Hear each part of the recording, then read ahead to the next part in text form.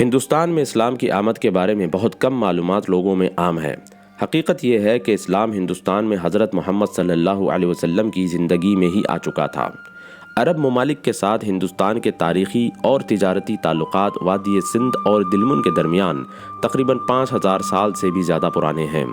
عرب تاجر اور علماء ہندوستان کے ساحلوں تک پہنچنے کے لیے بہت بڑے بڑے سمندروں کا سفر طے کر کے ہندوستان آئے تھے۔ ہندوستان کے متاثر کن چیزوں میں کاروباری بازار اور بھرپور ثقافتی ماحول کافی مشہور تھا۔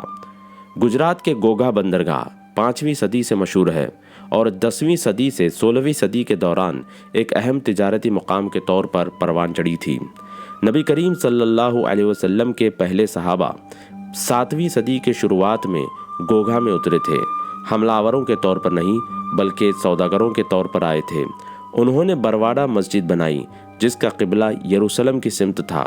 یہ اس وقت کی بات ہے جب مکہ کی طرف منہ کرنے کا حکم نہیں دیا گیا تھا۔ دوسرے صحابہ نے بھی کیرلا کا سفر کیا جہاں ان کی ملاقات راجہ چیرمن پیرمل سے ہوئی جو چاند کے 2 ٹکڑے ہونے کے معجزے کے گواہ تھے۔ راجہ کی خواہش تھی کہ وہ ان کے ساتھ پیغمبر اسلام سے ملاقات کے لیے سفر کریں، پر سفر کے واپسی کے دوران ان کا انتقال ہو گیا۔ راجہ نے اپنے گورنر کو وصیت لکھی کہ صحابہ کو مسجد بنانے کی اجازت دی جائے اور آج یہ مسجد چیرمن جمعہ مسجد کے نام سے مشہور ہے۔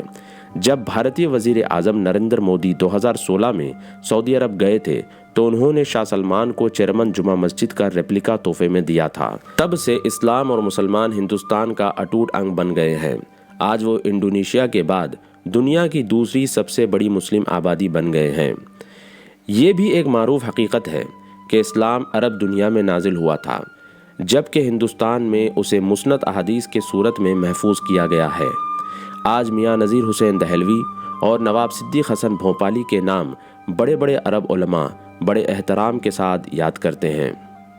مولانا ابوالکلام آزاد ہندوستان کے پہلے وزیر تعلیم تھے۔ ان کی ولادت مکے میں ہندوستانی والدین کے گھر ہوئی تھی۔ وہ مفسر قرآن اور عظیم رہنما تھے۔ ہندوستانی حکومت ہر سال ان کی سالگرہ کو یوم تعلیم کے طور پر مناتی ہے۔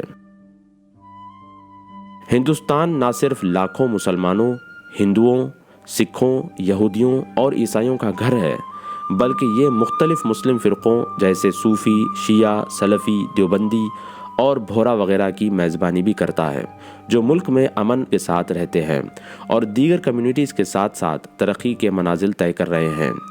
ہندوستان کی ثقافت اور بیش قیمتی تجربے کو محسوس کرنے کے لیے آپ کو ایک بار ہندوستان کا سفر کرنا ہوگا۔